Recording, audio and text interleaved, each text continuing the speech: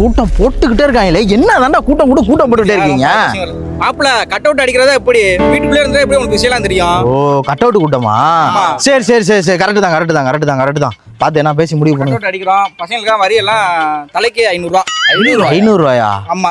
ஏய், என்னடா நினைச்சிட்டு இருக்கீங்க? டேய் பெருகிட்டாங்க. கட் அவுட் சைஸும் பெருசாச்சு. ஏய் மாப்பிள, அங்க சட்டைக்கு 350 ரூபா, இந்த ஆடலும் பாடலுக்கு 1000 ரூபா கேட்டீங்க, அதுக்கு 1000 ரூபா, அது 1350. இப்போ வேற கோயில் வரி வேற கொடுக்கணும், ஒரு 1500 ரூபா கிட்ட கொடுக்கணும். இப்போ நீங்க வேற இது வரி போடுறீங்க. அடி நான் எனக்கெல்லாம் பயலி வேற நிறையா வருவாங்கடா. இப்போ நான் வந்து ஒரு கல்யாண செலவு பண்ற மாதிரி ஆகுதுடா. அது நம்ம பழவிளக்கு ஜாஸ்திடா.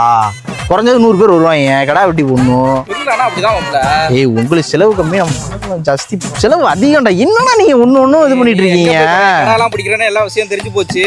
சரி, வந்த விஷயத்த பேசுங்க. கட் அவுட் என்ன பண்ணலாம் சொல்லுங்க. பெரியவங்க எல்லாம் சேர்த்துக்கலாமா? எல்லாத்தையும் சேர்த்துக்கலாம். சைஸ் வந்து 10க்கு 100 கட் அவுட். பெரியவங்க வேண்டாம், பெரியவங்களை தூக்கி ஏன் வேணான்ற? ஏய், என்னடா அவன் கல்யாணம் ஆயிடுச்சா?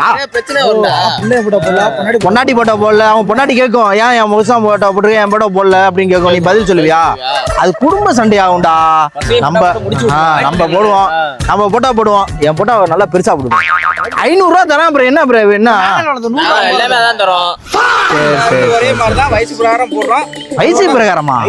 அந்த காலத்துல சரி விடு. ஏய், அது வந்து முன்ன பின்ன போட்டுக்கலாம். சைட்ல யார் போட்டா போடலாம்?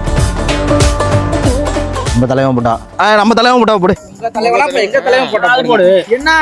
உங்க தலைவன் போட்டா தனியா அடிச்சு வைங்கடா. கட் அவுட் தனியா அடிச்சு வைங்க.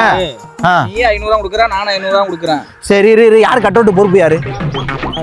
அதுதான் நினைச்சேன் நானு. 500 ரூபா 300 ரூபாய் போட்டு 200 ரூபாய் போடலான்னு பாக்குறாப்ல அவரு. யாரு சட்டையில போட்டா? சரி ரைட்டு. 200 ரூபா நம்ம 50 ரூபா போட்டு 200 ரூபா போட பாக்குறாப்ல சிக்கனுக்கு.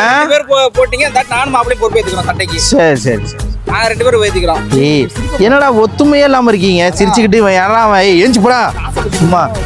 அதெல்லாம் விடு. ஏய், நம்மளுக்குள்ள சண்டை வேணாம். நான் திருப்பி சொல்றேன். இப்ப ஜாமான் எடுக்கிற மாதிரி ஆயிரும். இங்க இருந்தே பிரச்சனை ஆரம்பிச்சிருவான். சொல்லிட்டான் நானு.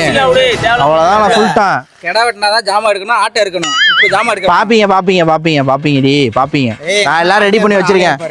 நான் ரெடி பண்ணி வச்சிருக்கேன். ஜாமான்லாம் மொக்க ஜாமான்லாம் கிடையாது. கடைக்கு போவோம். பிரச்சனை எல்லாம் வரக்கூடாது சொல்லிட்டேன் நானு. அவ்வளவுதான்.